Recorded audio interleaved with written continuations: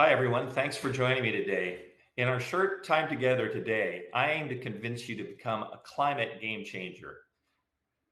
So, today I'm going to assume that you understand that global warming is happening now. It's caused by humans burning fossil fuels on a massive scale for over 100 years, and that we're not yet on track to avoid catastrophic levels of global warming. But what you may not understand is that we can choose to avoid a climate disaster. That's the good news I want to share with you today. We already have all the solutions we need to cut our emissions in half.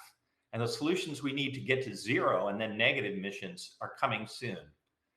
So, right now, we're choosing a world that's going to have regular conflict over fossil fuel resources with volatile prices controlled by dictators. It'll have high levels of air pollution causing chronic respiratory disease and premature death for millions of people. There'll be more extreme weather events, including heat waves, drought, floods, storms, mega fires, and unhealthy levels of smoke in the air. Water shortages and crop failures are going to drive up the price of food. We'll have rising sea levels, driving hundreds of millions of people from homes near the ocean. And there'll be many species that will go extinct because they can't keep up with a rapidly changing climate. And all of these changes are happening now, and they're harming millions of people all over the world, and they're going to get worse.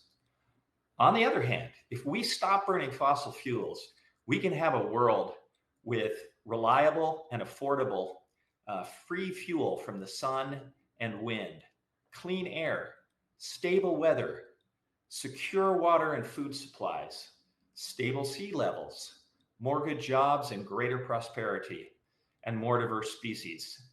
So I want that world, and I'm sure you do too. What do we have to do to choose it? We know what we have to do to eliminate carbon pollution from our economy. There are 7 major transformations we have to make in all countries, and we got to do it quickly. We have to make our buildings, vehicles, and industry highly efficient, root out waste wherever we find it, which is rampant in our economy.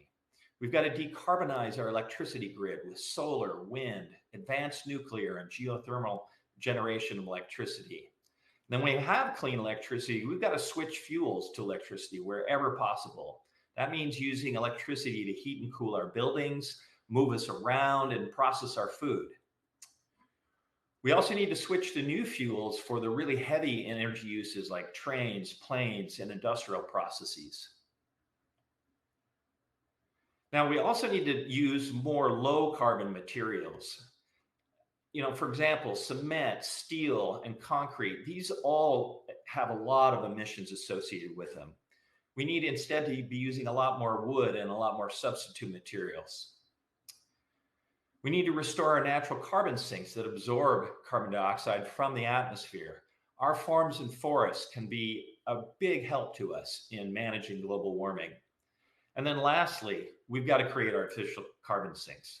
We've already released too much carbon dioxide to have a stable climate in the future.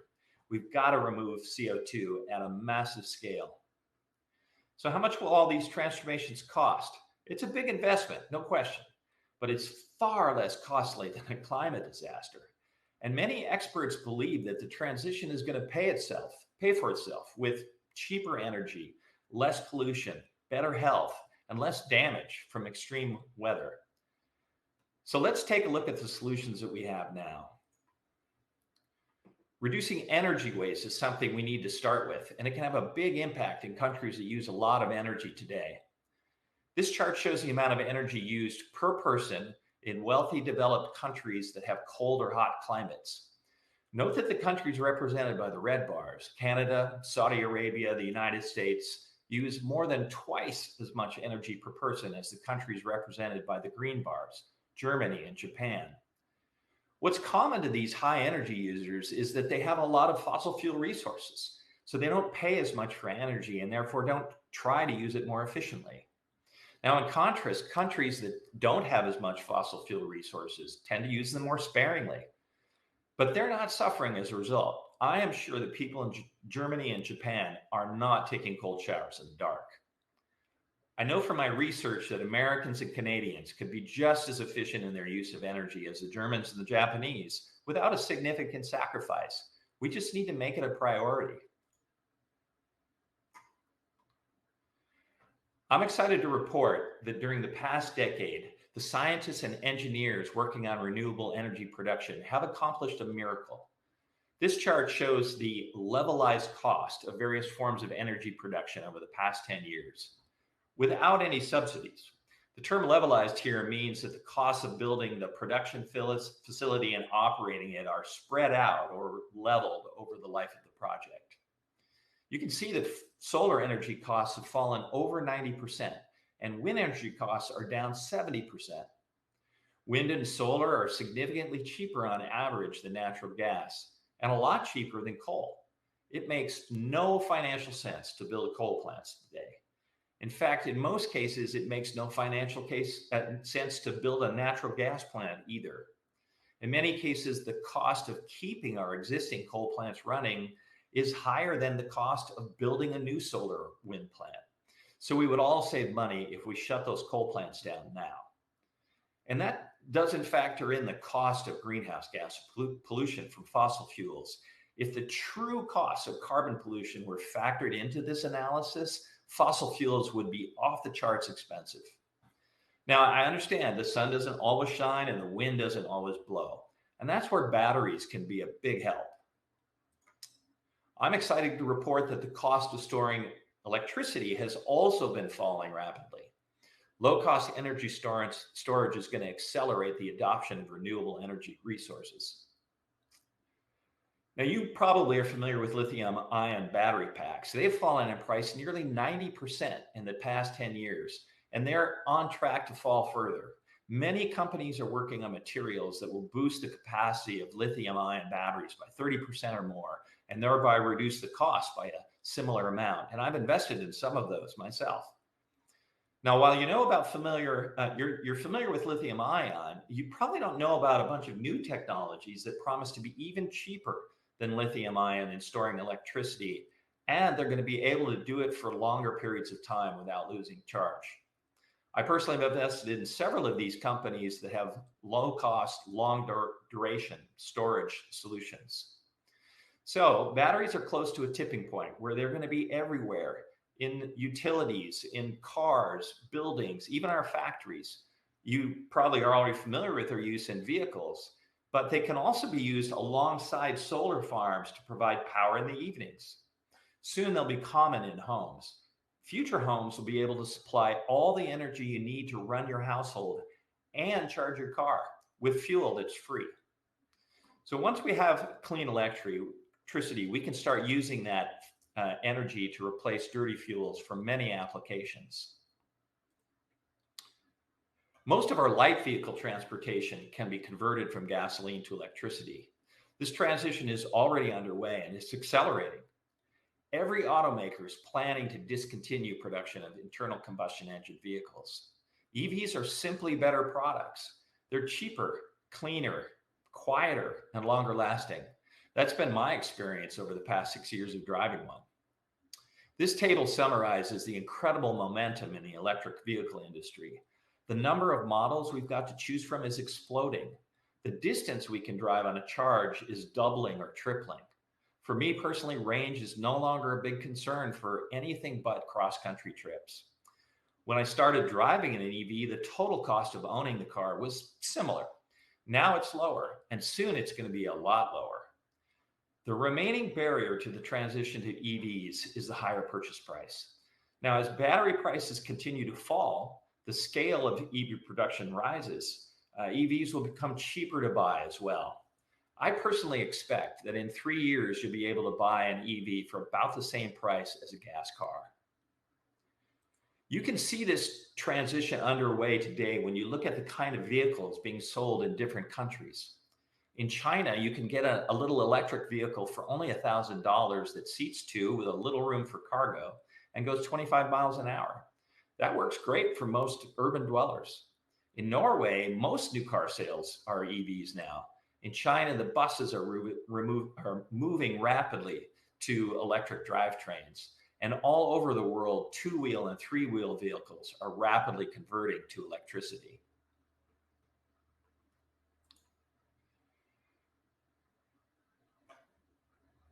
Hey, another thing that we're going to be able to do is electrify our buildings. The cost of heat pumps has gone down a lot. And heat pumps are going to be an essential tool for us in making the transition to a zero emission economy. Heat pumps are able to take the existing energy that's in the ambient air and use it to heat or cool a building. They're way more efficient than burning fuel. And they're coming down in price to the point where they're a great option for providing both heating and cooling to all buildings. So this is another example of an area where we're going to be able to transition to just using electricity as a fuel. Now, there are still a lot of applications that are more energy intensive that need very energy dense fuels that are more portable. Hydrogen is one of the fuels that people believe can play a big role in helping us reduce carbon emissions. Hydrogen is the lightest and smallest element on Earth, and it's typically bound to other elements in compounds like water or H2O. It's really combustible in its pure form, and it doesn't produce any toxins when it's combusted.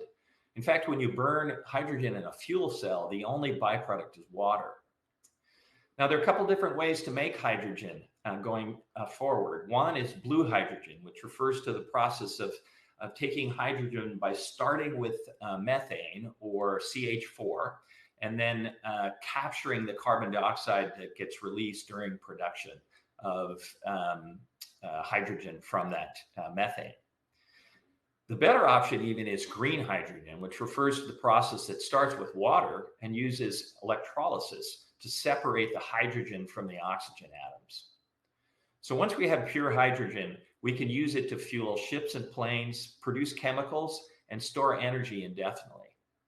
The cost of making zero-emission hydrogen is falling with the cost of renewable electricity and with improvements in tools that perform electrolysis.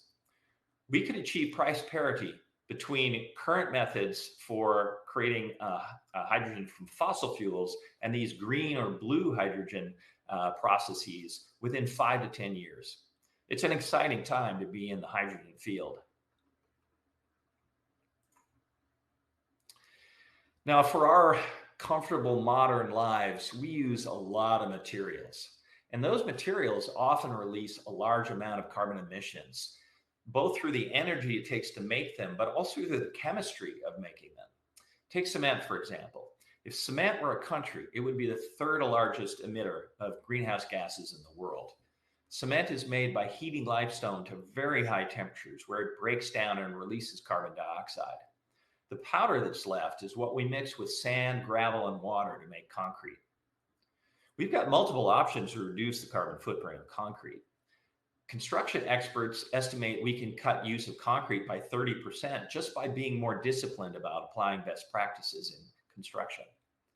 We can also replace some of the cement with alternatives without reducing the performance of the concrete.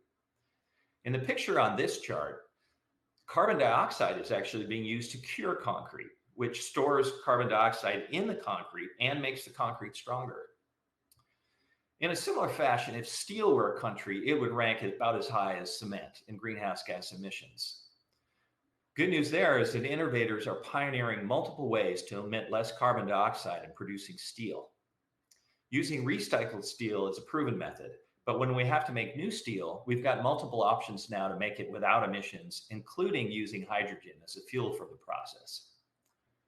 Wood is actually a material that can store carbon. And mass timber construction is a method of building that uses layers of wood bound together to replace concrete in floors or steel in beams. It works great for low and mid-rise buildings, which covers a lot of our building needs. So those are a few examples of the progress we're making, but there are many innovations in materials that can reduce our emissions of greenhouse gases. I've invested in several. The picture on the left of clean fiber, which makes a great insulation product from waste cardboard. In the middle, pit moss makes a better potting soil than peat from waste cardboard and paper. And then Columbia fiber on the right makes packaging material from waste wheat straw. I'm convinced that if we use our imagination and our knowledge fully, we can create new buildings that actually store carbon dioxide emissions rather than causing large quantities of emissions. Now, our farms have the potential to take large quantities of CO2 out of the air while restoring our depleted soils. To do that, we need to change our agricultural practices. Most cropland is cultivated with a system where farmers till the soil, leaving the soils exposed outside of the growing season. And then they rotate a small number of commodity crops like wheat, soybeans, and corn through their fields. This system requires a lot of carbon intensive inputs like fertilizers and a lot of diesel fuel to run the tractors that are doing the tilling. It results in soil loss due to erosion, poor soil health, and poor water retention. Fertilizer runoff is polluting our waterways on a really big scale. And farmers' profits are getting squeezed in the system because they have to use more and more fertilizer to keep the yields up on these degraded soils.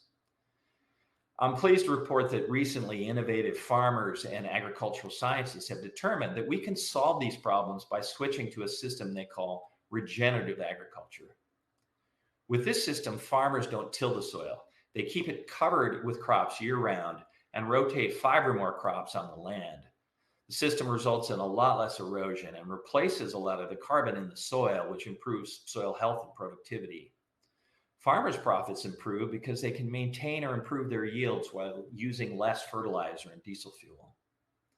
We have a similar opportunity to store carbon in our forests by switching from our old industrial logging practices to more sustainable logging practices. Now, even if we stop emitting CO2, it won't be enough to stabilize the climate.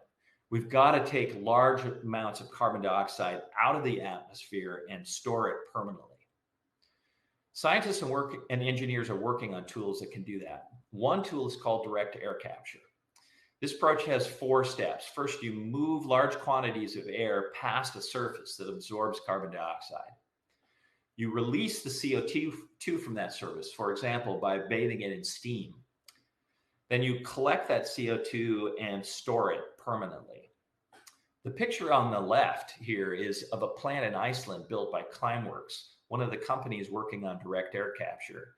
It uses low-cost geothermal energy to run the system and stores the carbon dioxide underground. Now, scientists that I know are also working on ways to remove carbon dioxide from water. The top layer of water in our oceans, our lakes, and rivers mixes with the atmosphere and absorbs carbon dioxide. I was surprised to learn that the concentration of carbon dioxide in surface water is 100 times the concentration in the atmosphere by volume. Chemical oceanographers at the University of Washington, for example, are developing a method to remove carbon dioxide from water. Once they capture the CO2, they'll store it in geological features or in abandoned oil wells. Our surface waters then are able to absorb more CO2, just like after you wring out a sponge. We've got a lot of work to do to be able to cost effectively remove CO2 from the air and water at huge scales, but they've got a lot of potential.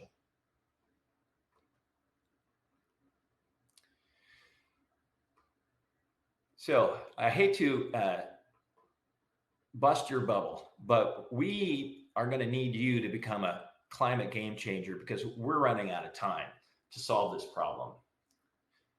This chart displays the amount of carbon dioxide that we've been emitting into the air each year since the onset of the Industrial Revolution. We've put over 1.6 trillion tons of carbon dioxide into the air.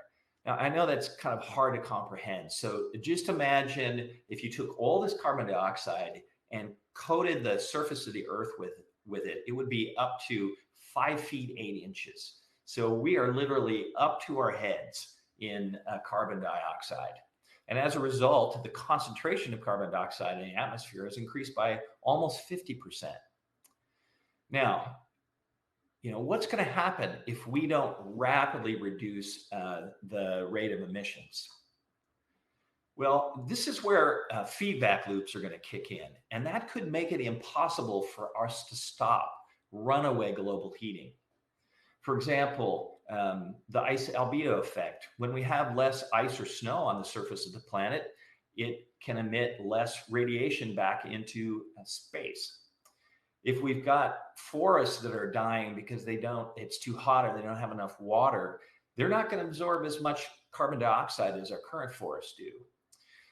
As the ocean warms, it simply can't absorb as much carbon dioxide as it has to date. And the final feedback loop that really keeps scientists up at night is the permafrost. There is a lot of organic material locked up in permafrost, and if it melts and decomposes, it's going to release vast quantities of methane and carbon dioxide into the atmosphere. So we've got to move a lot faster than we are today if we're going to leave a livable world for future generations, and that's where you come in. You can start today simply by talking about these solutions with everyone you know. You can help them understand there's a better future within our reach. You can start today by committing to be carbon neutral in your lifestyle. Measure your emissions, reduce what you can, and then offset the rest. You can start today by voting for change. Political leaders, just reflect your priorities. You've got to tell them you want solutions now. You need to write, call, and meet with your elected officials. Hold them accountable. Finally, you can put your entrepreneurial energy and skills to work on these solutions. We need business leaders that innovate to make the transition to clean energy happen much more quickly.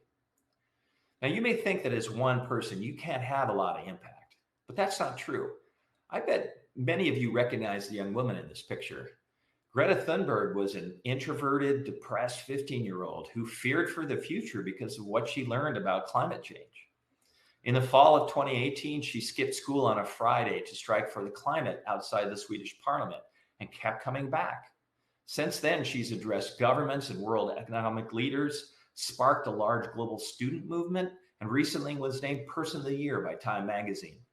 In September 2019, millions of people around the world went on strike to protest inaction toward the global climate crisis. If one person can do that much, just imagine what we could accomplish if we got organized and worked together. Thanks for being a climate game changer.